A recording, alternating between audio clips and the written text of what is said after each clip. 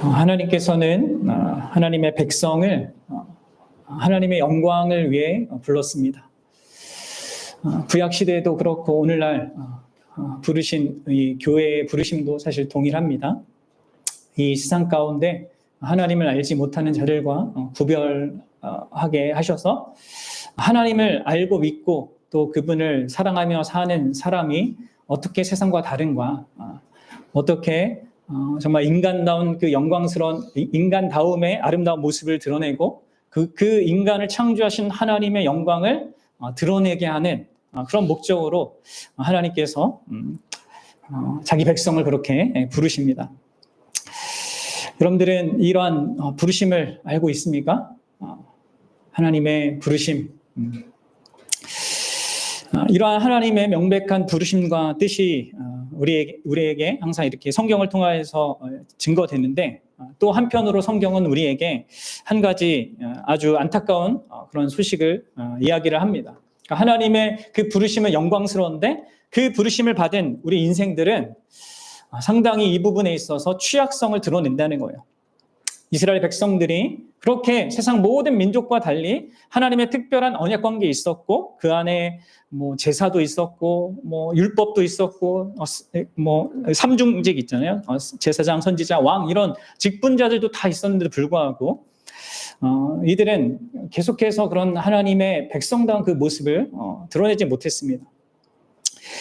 특히 사사기서의 내용을 보면 이 이스라엘의 전체적인 그 영적 상태가 계속 타락해 가는 것을 우리가 확인하게 되죠.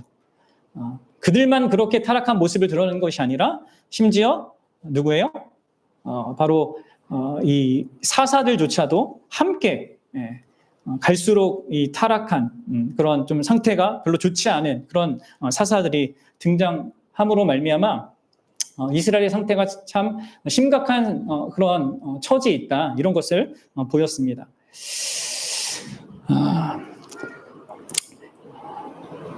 이 사사 삼손의 시대에 가장 문제가 되었던 것은 무엇이었습니까? 계속해서 반복해서 말씀드렸다시피 지금 이스라엘이 그들이 이제 배격하고 대적하고 이렇게 싸워야 할 이 블레셋이라고 하는 이 원수를 같이 그들과 그러한 어떤 싸움에 그 상황에 자기들을 두지 않고 계속해서 그들과 타협하고 오히려 그들의 지배를 당연히 여기고 그것을 안전하게 여기고 행복하게 여기는 이러한 상황에 이르렀다는 것이죠. 사실 이제 이 시대가, 이 삼손의 이 시대가 이스라엘의 최저점이라고 했죠.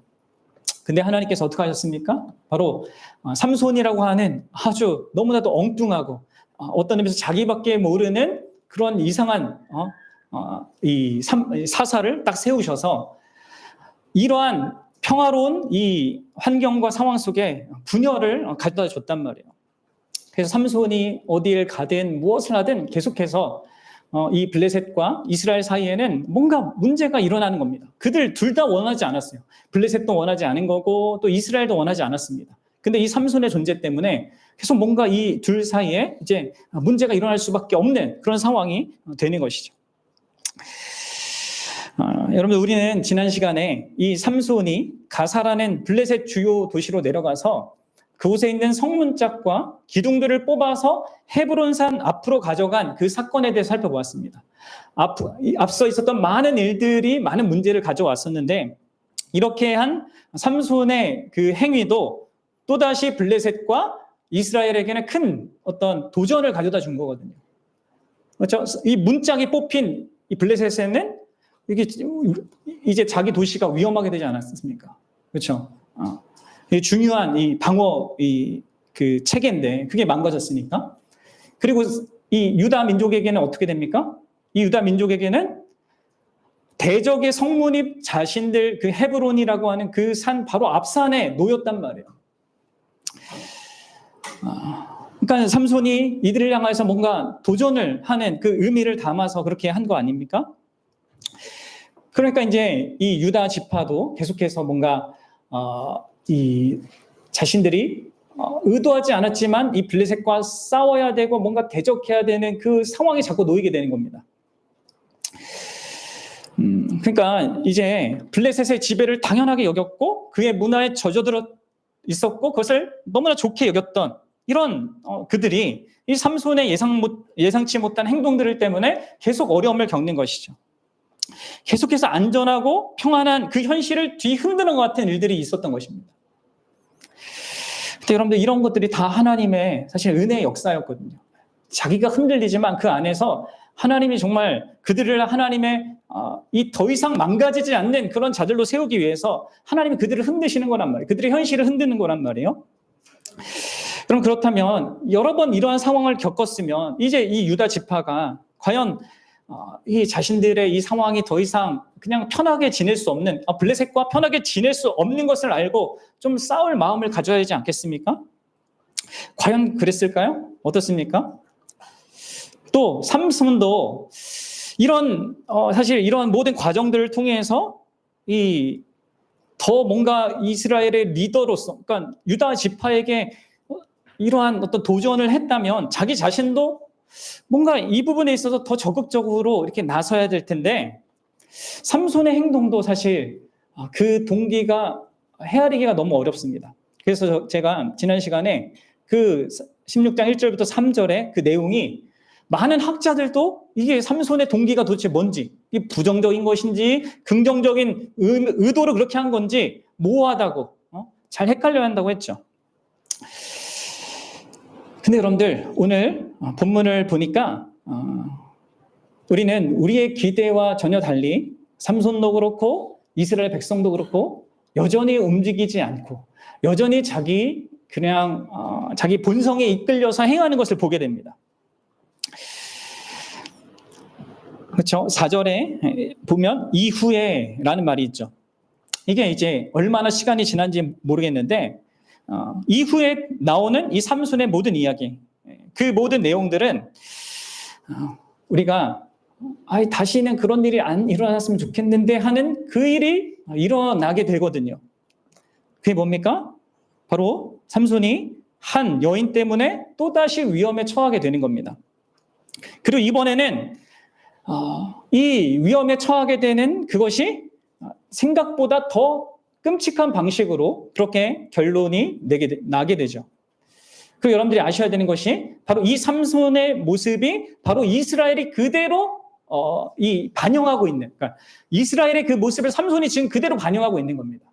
그래서 삼손을 볼 때 항상 이스라엘을 결부해서 자꾸 보셔야 됩니다.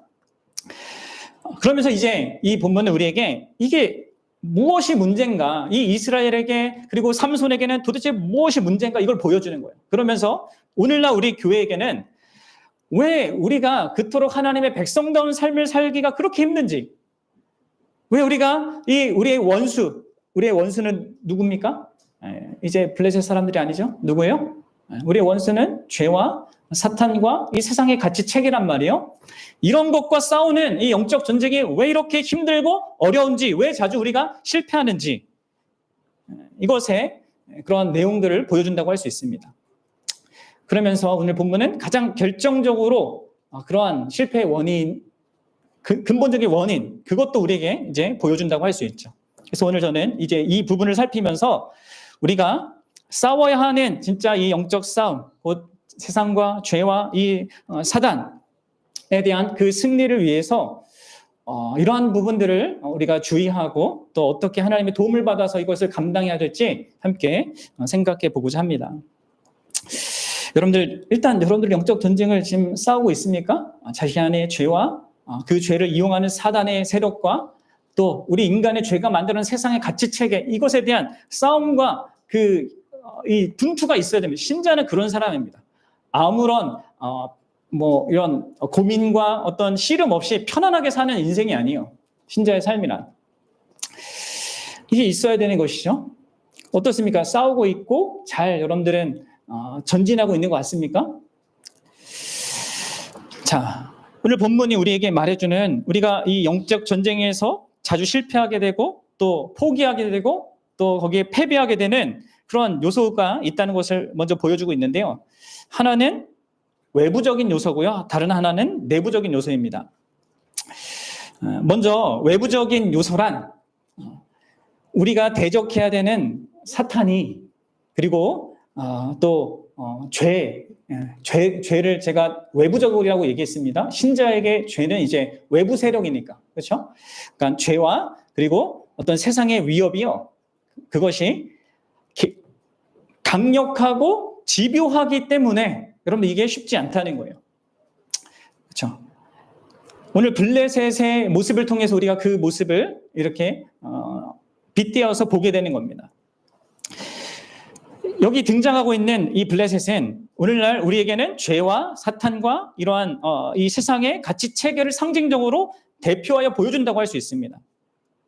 그럼 여러분들 이 본문에 등장하는 이 블레셋 사람들이 어떻습니까? 이들은 자신의 지배를 지금 받고 있는 이스라엘 민족을 결코 놓아줄 생각을 하고 있지 않습니다. 그렇죠?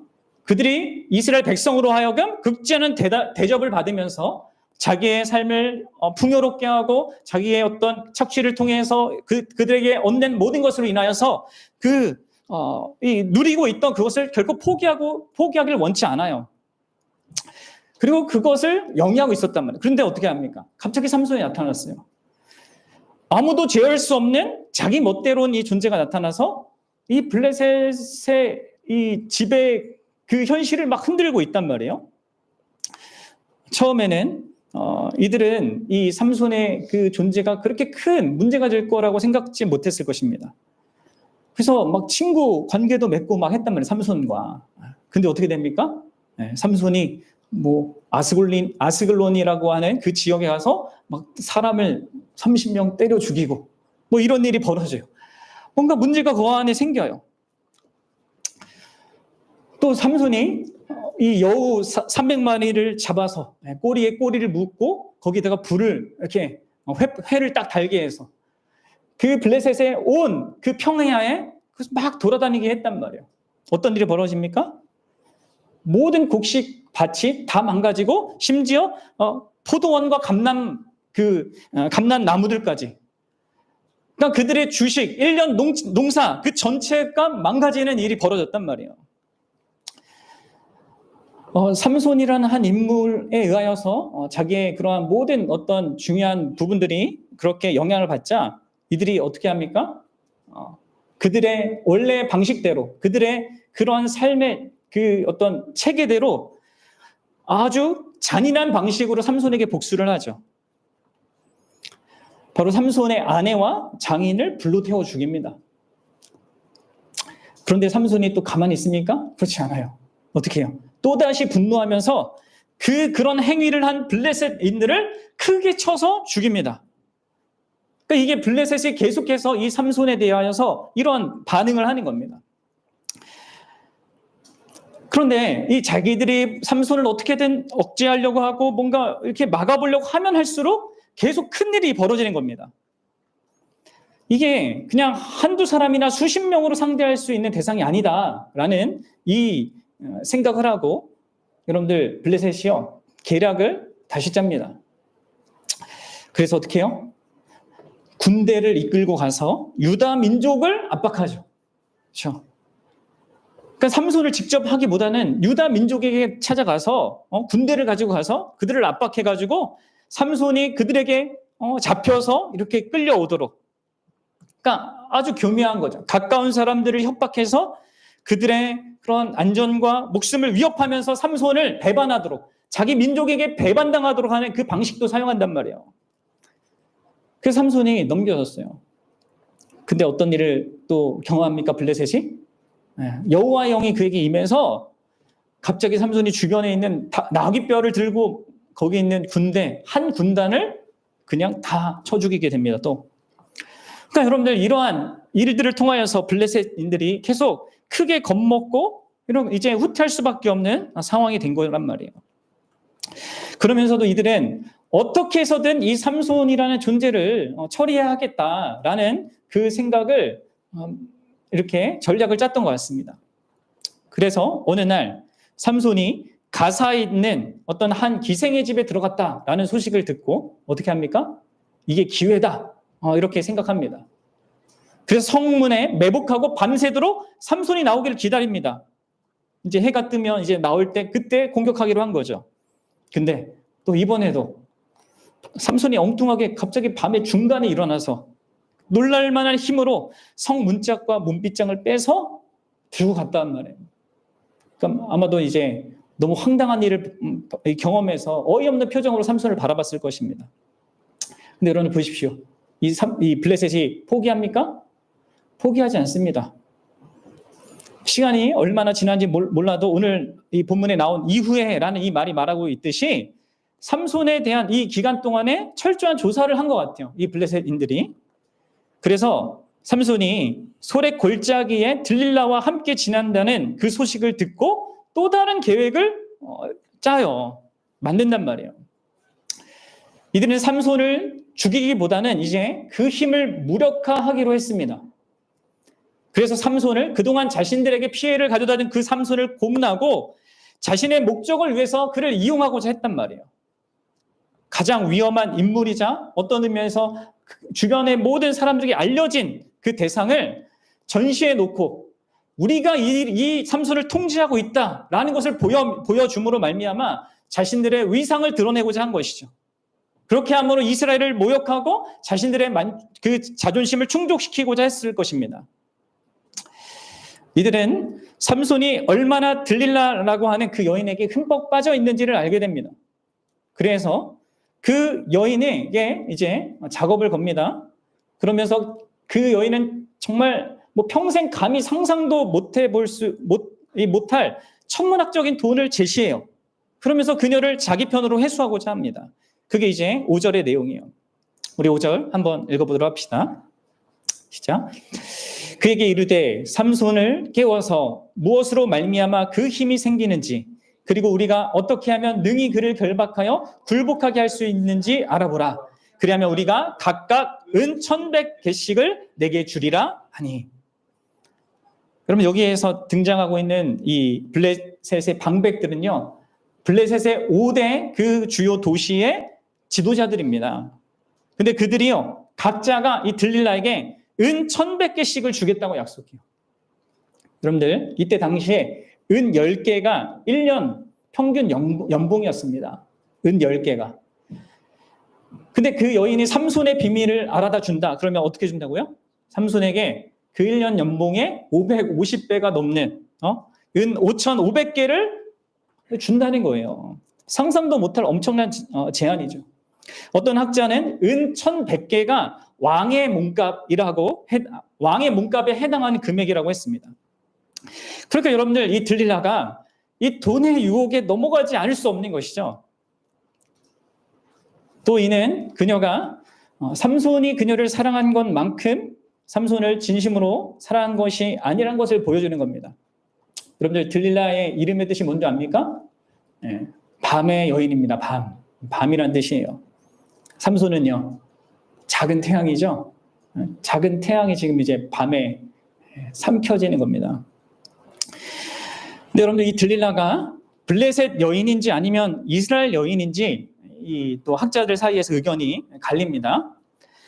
이 소렉 골짜기가 이스라엘 땅에 속하기 때문에 아무래도 이스라엘인 것 같긴 해요. 제가 볼 때는. 그런데 만약 그렇다면 이는 이 이스라엘 여인은 이스라엘의 상태를 또 보여주는 것이기도 하거든요. 그들의 타락된 그 상태가 어떠한 건지 보여주는 겁니다. 돈 때문에 자기를 사랑하는 그 남자를 넘긴다. 원수에게 넘겨준다. 여러분들 그렇게 할 수 있겠습니까? 어떻습니까? 1,000억을 줄 테니까 이혼해라 하면 여러분들 할 거예요? 우리 결코 그런 일이 있으면 알겠죠? 여러분들 보십시오. 근데 우리가 봐야 될 건 뭐냐면 블레셋은 무슨 수를 써서라도 또 어떤 엄청난 값을 지불해서라도 어떻게든 삼손의 존재를 무너뜨리고 제거해서 자기가 다스리고 지배하고 있는 이스라엘을 그 수하에 두고자 하고 있다. 이것을 여러분들 봐야 한단 말이에요.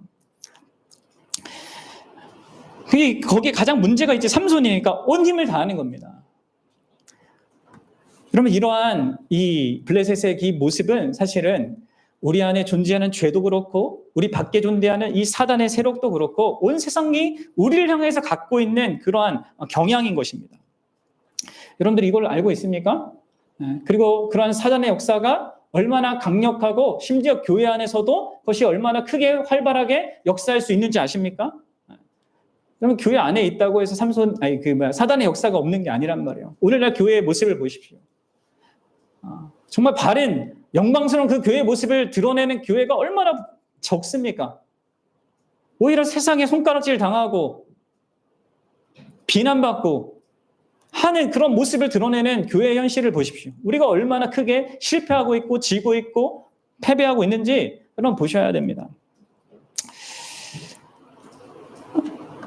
이게 이제 한 요소인데 또 하나의 요소는 내부적인 그 문제라고 했는데 그건 뭐냐면 바로 이 삼손의 연약함이에요. 그러니까 우리가 지금까지 이제 다루면서 삼손의 연약함을 많이 봐왔기 때문에 제가 이 부분을 많이 다루진 않겠습니다. 근데 중요한 것은 간단하게 이 중요한 것을 얘기하면 삼손은 반복적으로 이 자신이 여자에게 뭔가 약하다는 이런 어떤 이 약점의 측면이 있었단 말이에요. 여성과 무슨 관계를 맺을 때마다 좋지 않은 어떤 일들을 경험했고 거기에서 뭔가 계속 교훈을 배웠어야 했는데 그거를 깨닫지를 못해요. 자기 약점을 온전히 또 보지도 못합니다. 여러분 딥나 14장에 나온 딥나 사건 생각해 보십시오. 그때에도 그 딥나의 그 블레셋 여인이 그 삼손을 막 괴롭게 해서 수수께끼 비밀을 이렇게 토로하게 만들었잖아요. 그리고 나서 아내도 죽고 막 장모도 죽는 장인어른도 죽는 막 그런 끔찍한 일을 겪었는데도 배우지 못합니다.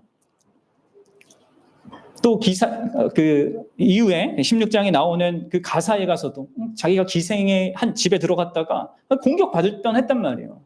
이런 것들이 그에게 어떤 자신의 그런 그런 연약함과 한계와 그 문제를 점검하고 또 그 부분을 주의해야 될 것으로 경계할 것을 보지 못하고 있는 것입니다. 그러니까 이런 부분들이 이 삼손에게 이제 큰 문제였던 것이죠. 그리고 삼손이 이런 부분에 있어서 넘어지게 된 이유가 바로 여기 있는 겁니다. 그러니까 외부에 계속적으로 공격하는 그런 세력이 있고 내부에 그 삼손이 갖고 있는 그 연약함이라는 부분이 있는 것입니다. 약점이라는 것이 있는 것이죠. 근데 그래서 여러분들 우리는 이것을 우리의 영적 현실에 좀 빗대어 봐야 합니다. 그럼 우리는 지금 오늘날 우리는 이 블레셋보다 더 강력하고 더 교묘한 사단의 세력에 사단의 거짓에 우리가 공격을 받고 있습니다. 신자는 그러합니다. 그리고 그것이 있다는 것을 여러분 분명히 알고 살아가야 합니다. 만만치 않은 것으로 알아야 됩니다. 그냥 막연하게 그냥 괜찮다. 하나님이 보호하시니까 다 좋아. 이렇게 생각하면 안 되는 겁니다. 그럼 베드로 사도가 뭐라고 했어요? 베드로전서 5장 8절에 이렇게 얘기했죠. 한번 읽어봅시다. 시작. 근신하라 깨어라 너희 대적 마귀가 우는 사자같이 두루다니며 삼킬 자를 찾나니. 그럼 사단이 우는 사자처럼 삼킬 자를 찾습니다. 여러분 사단이 믿지 않는 사람은 건들지 않아요. 이미 자기 수중에 있으니까. 그렇죠? 믿는 사람들을 공격하는 겁니다. 그리고 베드로는 심지어 이제 자신이 한번 넘어져 봤잖아요. 그렇죠? 자신이 한번 예수님 앞을 막 막으려고 했다가 이제 사단아 물러가면서 이제 한 소리 들으면서 책망받았는데 자기는 결코 넘어지지 않을 거라고 생각했지만 베드로조차 여지없이 무너졌단 말이에요. 그런 자로서 얘기하는 겁니다, 지금. 그러니까 이러한 사단의 책량이 얼마나 교묘한지 여러분 우리는 아셔야 됩니다. 진짜 생각하셔야 됩니다. 오늘날 교회 현실에 일어나고 있는 많은 일들이 참 우리가 많이 속고 있는 겁니다. 그것도 여러분들 아주 정당한 이런저런 이유를 들어가지고 교회를 망가뜨리는 일에 이제 이 사단이 앞장서고 있거든요. 그러면 사실 이 고린도 교회를 보면요, 이 사탄이 어떻게 이 고린도 교회를 무너뜨리고자 작업한 줄 아십니까? 이 고린도 교회가 받은 이 복음의 영광, 이 복음의 자유함을 이 고린도 교회 이 성도들이 그 교회가 그것을 방종으로 생각하고 자기가 아무렇게 해도 괜찮다라는 것으로 받아들이게 했단 말이에요. 하나님의 크신 사랑과 용서와 은혜를 내가 뭐 세상의 방식대로 막 그렇게 살아도 뭐 괜찮겠어? 하면서 이 복음의 영광과 이 하나님의 은혜를 자기가 방종하고 죄를 짓는 그 도구로 사용하도록 역사했단 말이에요. 그래서 온갖 종류의 무질서가 이 고린도 교회 안에 있었단 말이죠. 그러다가 이 교회 안에 있는 사람들이 어떤 회개의 반응을 보이고자 할 때, 여러분 사단이 또 다른 방식을 사용합니다. 그래서 고린도 교회는 두 가지 그 문제가 나타나고, 이런 방종의 방식도 나타나고요. 다른 하나는 뭐냐면, 그런 회개하려고 하는 사람들에게 대해서 용서를 하지 않으려고 하는, 그냥 엄격하게 그들을 권징해서 뭔가 이게 배척시키려고 하는 방식으로 어떤 문제들을 해결하게끔 만드는. 여러분들 이걸 잘 보십시오. 얼마나 교묘하게 끊임없이 이 사단의 역사가 있는지. 그의 전략은 어떻게 하든 교회를 무너뜨리는 것입니다. 그리고 그 교회가 갖고 있는 특히 연약함을 가지고 이용합니다. 이 고린도 교회가 연약함이 있었거든요. 그런 자기가 가진 것을 막 자랑하고 그것으로 남을 비교하고 이런 그런 성향이 있었잖아요. 그런 도시의 그 문화에 영향받아서. 그러니까 그런 것들을 통해서 이러한 일들을 했단 말이에요. 그럼 오늘날도 마찬가지입니다.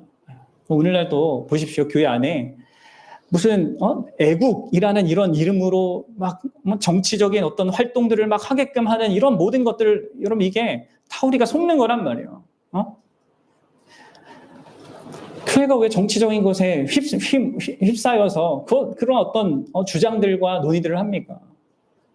교회에게 중요한 것은 하나님의 나라인데, 하나님의 영광인데, 잠시 있다가 사라질 이 세상에 무엇을 위하여서 교회는 앞장서는 데가 아닙니다. 근데 여러분들 보십시오. 이러한 모든 문제들 가운데 가장 어떤 의미에서 더 결정적인 문제가 있습니다. 그걸 오늘 우리가 좀 생각해 봐야 돼요. 그게 뭐냐면, 사실 이렇게 이 삼손도 그렇고 이스라엘 백성도 그렇고 이러한 블레셋의 이런 압제와 그리고 자신 안의 그 연약함 안에 계속 이렇게 넘어지게 되는 가장 결정적인 이유는요, 어떤 의미에서는 외부적인 그 적의 문제도 아니고요, 또 어떤 의미에서는 자기의 내면의 연약함의 문제도 아닙니다. 그러니까 이 결정적인 문제에 비추어 보면 그렇다는 것이죠. 그게 뭘까요? 왜 우리가 영적 전쟁에서 실패하고 넘어지고 그렇게 패배를 자주 하냐?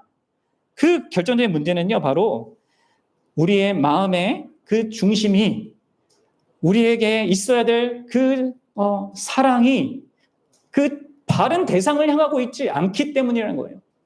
이게 여러분들 우리의 가장 큰 문제인 겁니다. 그리고 우리가 영적 전쟁에서, 사단과의 전쟁에서, 죄와의 전쟁에서, 세상과의 전쟁에서 실패하는 이유입니다. 우리가 바른 대상을 사랑하고 있지 않고요, 그 대상을 향한 참된 사랑을 이렇게 견지하고 있지 못하기 때문에 그런 겁니다.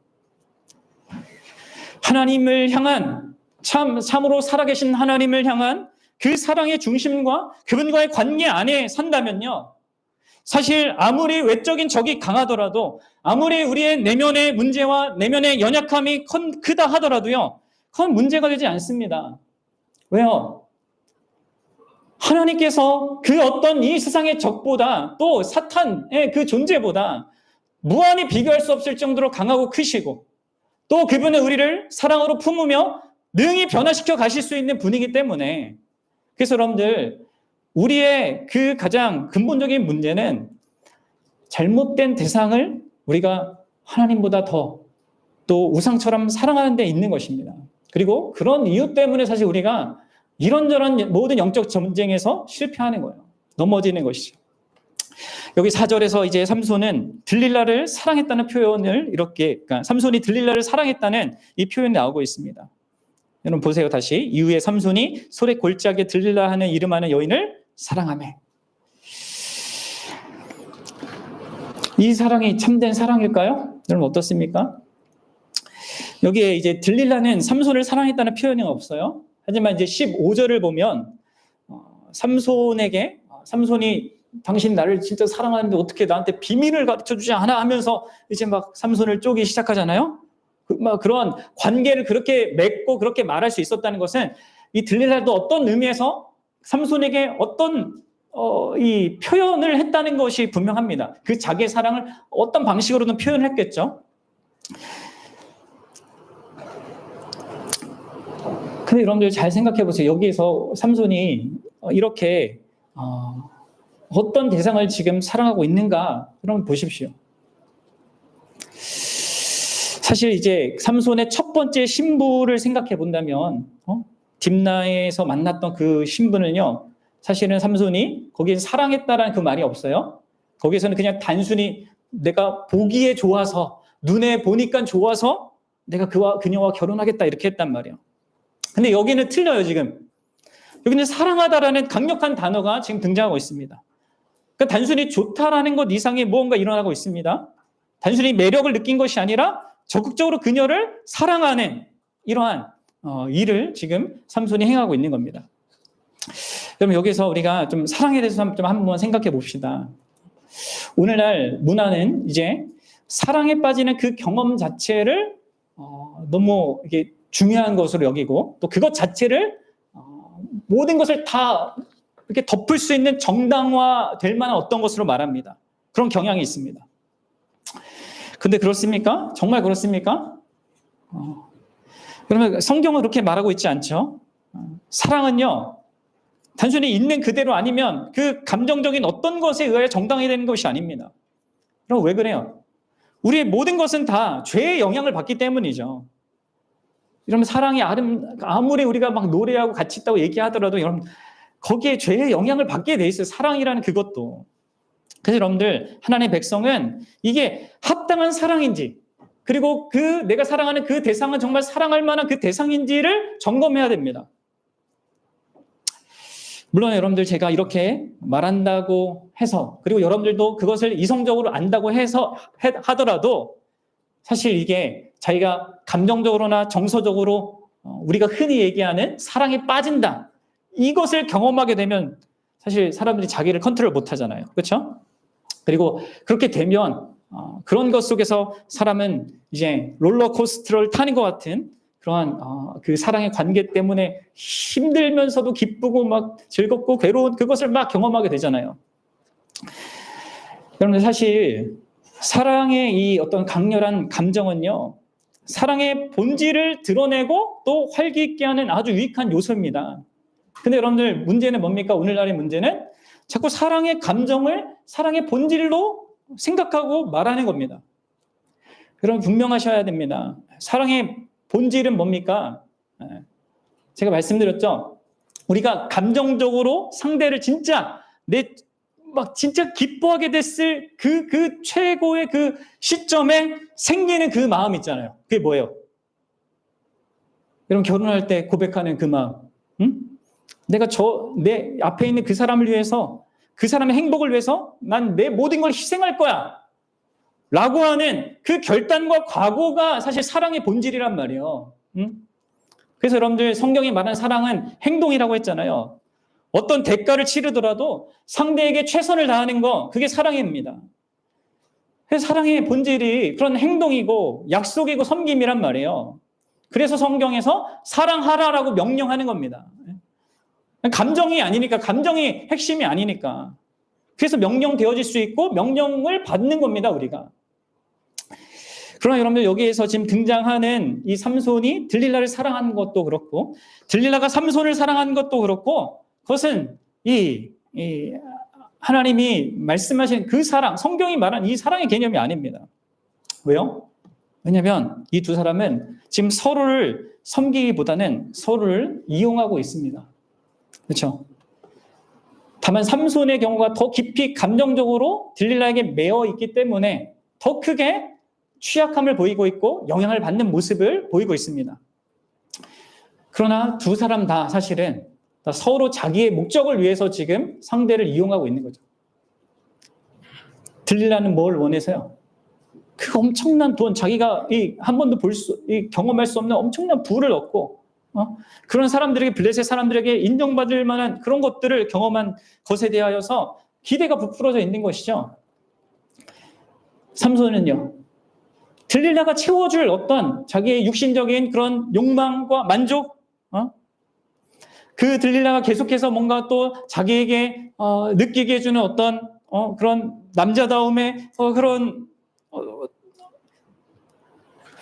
모든 것들이 지금 이 둘 관계를 지금 겉으로는 사랑이라는 말로 표현되어서 맺게 해주고 있는 것입니다.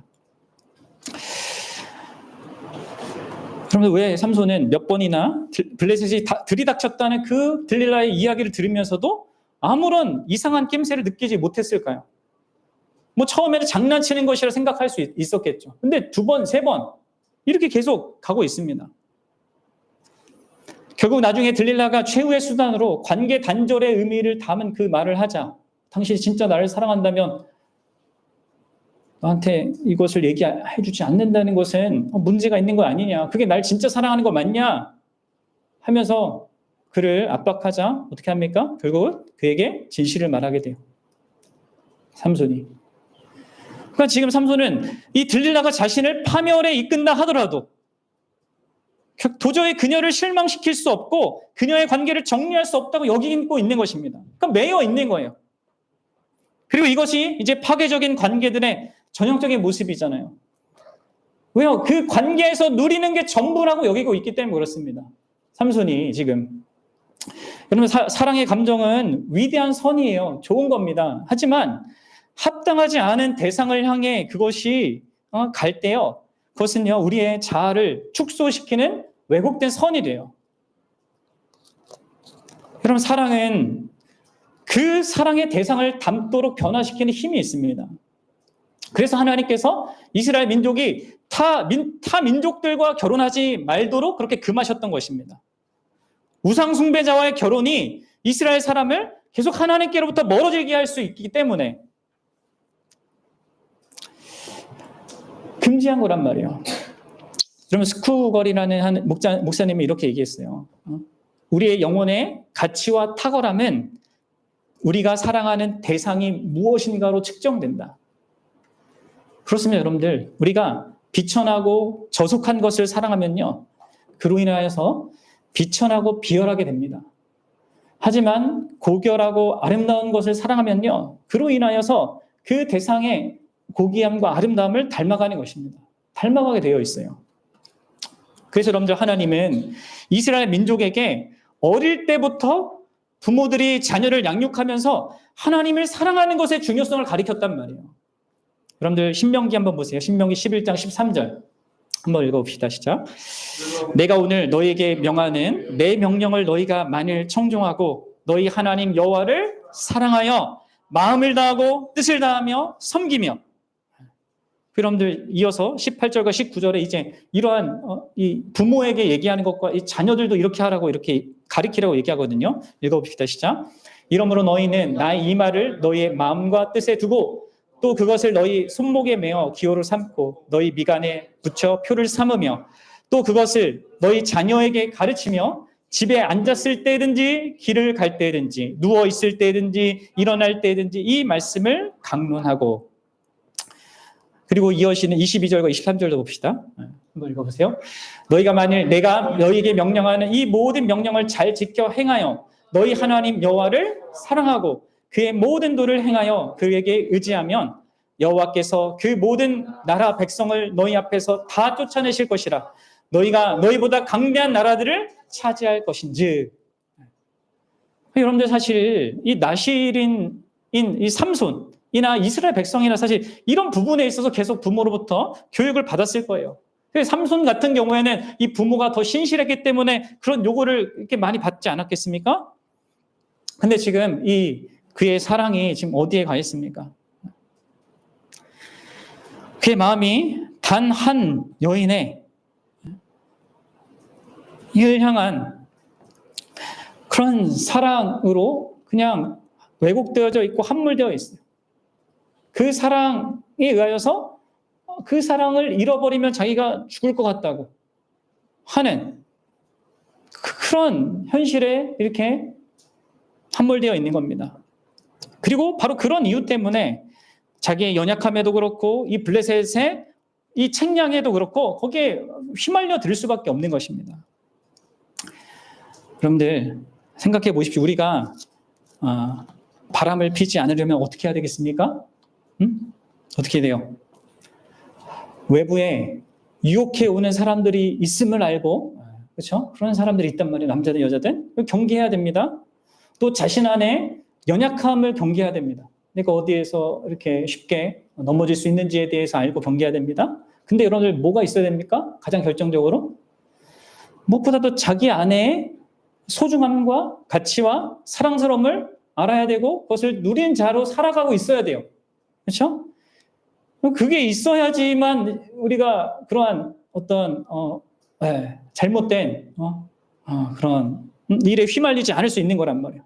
물론 이제 신자에게는 이게 하나님이 짝지어 주신 것이다라는 정말 견고한 하나님과 결부된 어떤 사실이 또 있긴 하지만 이런 것들이 분명하게 있어야 된단 말이에요. 그럼 마찬가지입니다. 우리가 영적 전쟁에서 싸울 때 사탄과 세상과 죄와 싸울 때 우리는 분명히 알아야 됩니다. 그들이 얼마나 강력한지 또 그것들이 얼마나 강력한지 그것들이 또 어떻게 수단과 방법을 가리지 않고 우리를 무너뜨리고자 하는지 그러면서 또 그것이 그들이 어떻게 우리의 연약함을 계속 가지고 우리를 흔들지 이것에 대해 경계해야 됩니다. 그러나 여러분들이 분명히 아셔야 되는 것이 궁극적으로 그 모든 유혹과 아니면 압력과 아니면 우리의 연약함을 건드는 그것으로부터 승리하게 되는 것은요. 우리가 그것을 알고 대처하는 여기에 달려있는 것이 아니라 우리가 우리의 전부로 사랑해야 될 그 하나님을 바라보고 주목하고 그 하나님의 존귀함과 가치와 아름다움과 그 영광을 더 풍성히 알고 누리는 데 있는 것입니다. 그래서 여러분들이 이 부분을 자기 안에서 보셔야 됩니다. 그리고 그것을 갖기를 위해서 구하셔야 됩니다. 어떻습니까? 사랑하는 여러분, 하나님은요, 놀랍게도 우리를 하나님이란 그 큰 존재를 사랑할 수 있는 능력을 우리에게 허락하셨어요. 그런 존재를 우리를 창조하셨어요. 그래서 여러분들, 다른 무엇을 우리가 열렬히 사랑해도요, 그것은 언젠가 일시적으로는 나 좋다 할 수 있지만 언젠가는 시간이 지날수록 공허함을 느끼게 돼 있습니다. 왜냐하면 우리 안에 그 사랑해야 될 그 대상의 크기는 사실 하나님 그분이거든요. 그래서 여러분들 오직 하나님을 향한 사랑이 우리의 삶에서 지배적이게 될 때 우리의 삶의 공허함이 진짜 사라질 수 있는 것입니다. 그리고 더 낮은 차원의 사랑들이 적절한 자리를 찾게 되는 것입니다. 그래야 해서 하나님의 사랑이 중심이 될 때 선을 향한 그 사랑들이 더 올바른 위치에 놓이게 되고 선하지 않은 것들을 향한 그 사랑은 약해지게 되어 있습니다. 그래서 우리 안에 영향력을 잃게 되어 있는 거예요. 사탄의 그런 공격도 그렇고 우리 안에 연약함, 이 문제를 다루는 것도 그렇다는 것이죠. 삼손의 가장 주된 문제가 이거예요. 이 이스라엘 민족의 가장 주된 문제가 이겁니다. 그들은 지금 하나님을 향한 이런 사랑의 증거를 전혀 보이지 않고 있다는 것이죠. 그로 인해 욕구와 감각, 육체적인 욕망에 의해 부추겨지는 그 더 낮은 차원의 사랑들이 그들의 삶을 지배하고 있는 것입니다. 그래서 결국 비참한 결말을 맞이할 수밖에 없는 것이죠. 그렇습니다, 여러분들. 우리가 우리 안에 가장 깊은 이 피로와 욕구를 충족시켜주는 하나님의 사랑을 여러분들이 어떤 식으로든 경험하지 못하면 우리의 사랑은 다 왜곡될 수밖에 없습니다. 들릴라처럼 자기를 강화하고 확장시키기 위해서 상대를 이용할 수밖에 없고, 아니면 삼손처럼 자기 그 관계에 이렇게 매여서 옴짝달싹 못하는 그런 존재로 전락할 수밖에 없는 거예요. 이건 정상적인 사랑의 관계가 아니잖아요.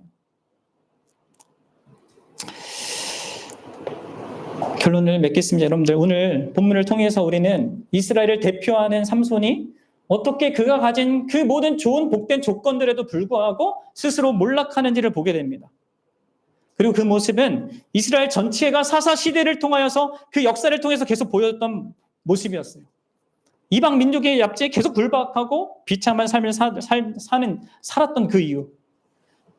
왜입니까?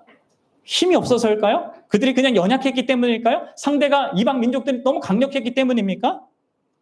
묻죠. 물론 맞습니다. 그것도 다 맞습니다. 하지만 이들이 결정적으로 실패하는 이유는 그들이 온 마음과 힘과 뜻을 다해 하나님을 사랑하지 않았기 때문이에요. 그래서 이를 사사기 2장 10절과 11절에 이렇게 얘기하죠. 한번 봅시다. 시작. 그 세대의 사람도 다 그 조상에게로 돌아갔고 그 후에 일어난 다른 세대는 여호와를 알지 못하며 여호와께서 일시를 위하여 행하신 일도 알지 못하였더라. 이스라엘 자손이 여호와의 목전에 악을 행하여 바알들을 섬기며. 사사기 시대 전부를 이렇게 요약하고 있습니다. 여호와를 알지 못했다. 그분이 어떤 분인지, 그분이 어떻게 놀라운 사랑으로 그들을 건져내셨고 그 위대한 일로 이 약속의 땅까지 들어오게 하셨는지 이 모든 하나님의 하나님 되심과 그분의 놀라운 사랑에 대해서 알지 못했던 거예요. 그러니까 어떻게 됩니까? 악을 행하고 바알들을 섬기는 대로 나아가는 겁니다. 우리도 마찬가지예요. 우리가 영적 전쟁에서 자주 무너진 이유는 바로 근본적인 이유는 여기 있습니다. 사탄의 공격도 집요하고 또 우리의 연약함도 있지만 가장 결정적으로 하나님을 향한 사랑, 거기에 문제가 있기 때문에 그럴 수 있습니다. 그래서 여러분들 마지막으로 여러분들 이 베드로 사도의 이 권면을 잘 들으십시오. 아까 얘기도 했는데 이어서 9절까지 한번 읽어봅시다. 시작. 근신하라, 깨어라. 너희 대적 마귀가 우는 사자같이 두루다니며 삼킬 자를 찾나니 너희는 믿음을 굳건하게 하여 그를 대적하라. 이는 세상에 있는 너희 형제들도 동일한 고난을 당하는 줄 알미라. 근데 여기서 이제 사도 베드로가 이 교회가 갖고 있는 사단이 공격하고 있고 세상도 공격하고 있고 그렇죠?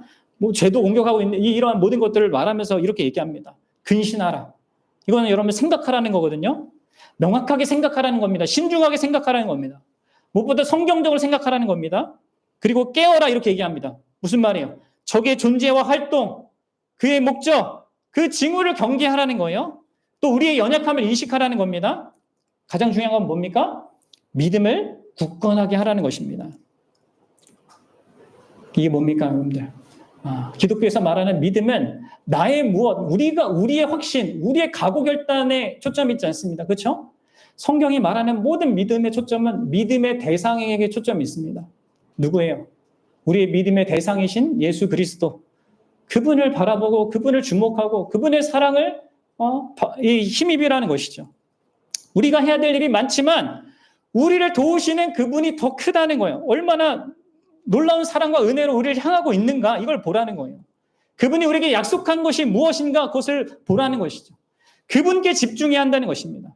그분이 어떤 분인지, 예수 그리스도께서 우리를 향한 그 사랑으로 무엇을 행하셨는지, 그분이 행하신 그 일로 인하여서 우리가 얻은 새로운 신분이 뭐고, 그분의 그 놀라운 사랑으로 인하여서 우리에게 있게 된 그 영광스러운 그 보증이 뭔지, 우리를 향한 그분의 사랑으로 우리 마음이 충분해져야 한다고 말하고 있습니다. 이게 믿음에 굳게 서는 것입니다. 궁극의 사사이신 예수 그리스도 그분을 바라보고 그분의 아름다움과 영광스러움과 위대함에 매료될 때 여러분들 우리는 사탄이 아무리 끈질기고 교묘하고 집요하다 할지라도요 이길 수 있습니다. 십자가에서 그분이 그 모든 권세에 대한 결정적인 패배를 이루셨잖아요. 우리의 연약함이 아무리 크다 하더라도요 그분은 자기 전부로 우리를 온 힘과 마음과 뜻을 다해 사랑하십니다. 지금도 보좌 우편에서 우리를 위해서 기도하십니다. 우리를 결코 수단으로 대하지 아니하시고 우리를 목적으로 대하시며 우리를 사랑하신단 말이에요. 이러한 그분이 우리를 향해 보이시고 드러내신 그 사랑에 대하여서 우리의 믿음을 굳건하게 해야 하는 것입니다. 그럴 때 우리가 사단의 집요한 공격, 우리 안에 이 싸워야 되는 이 죄와의 싸움, 그리고 우리 안에 그 연약함이요 결코 우리를 망가뜨리지 못하는 것을 경험하게 될 겁니다. 물론 여러분들 넘어질 수 있습니다. 하지만 그리스도 예수 안에서요 우리는 7번 넘어져도 7번 일어나게 될 것입니다. 여러분들 어떤 의미에서 영적 전쟁은 근본적으로 사랑의 싸움인 거예요. 바라기는 저와 여러분들이 이 싸움을 그리스도를 향한 그 믿음에 굳게 서서 잘 감당하는 그런 귀한 자들 되기 바랍니다. 함께 기도하겠습니다.